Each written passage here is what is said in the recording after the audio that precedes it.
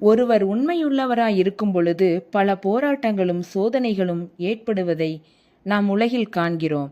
ஆனால் வேதம் சொல்லுகிறது, உண்மையுள்ள மனுஷன் பரிபூரண ஆசீர்வாதங்களை பெறுவான் என்று.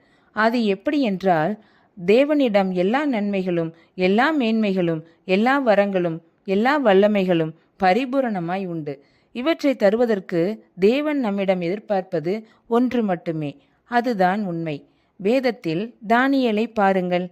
தன்னுடைய வேலையில் உண்மையும் உத்தமமாக இருந்தான். எரிகிற அக்கினி ஜுவாலை நின்றும் சிங்கக்கெபியில் இருந்தும் தேவன் அவனை பாதுகாத்தார்.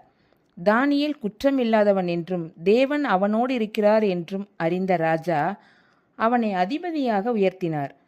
மோசே தேவனுடைய வீட்டில் எங்கும் உண்மையுள்ளவனாய் இருந்தபடியால் கர்த்தர் மோசேயை இஸ்ரவேல் ஜனங்களை வழிநடத்தவும் பலத்த அற்புதங்களை நிகழ்த்தவும் தெரிந்து கொண்டார். நம்முடைய வாழ்க்கையிலும் இவ்வாறான உயர்வை பெற உண்மையுள்ளவர்களாய் இருப்போம்.